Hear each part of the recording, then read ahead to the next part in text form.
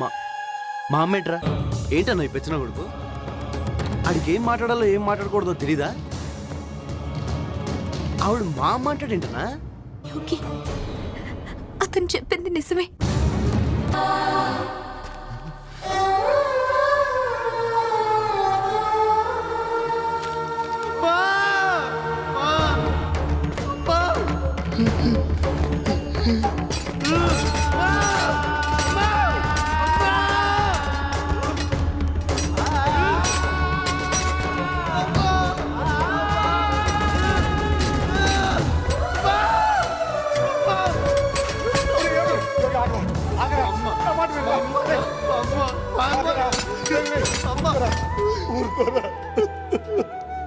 మా అమ్మ అన్న, మా అమ్మ.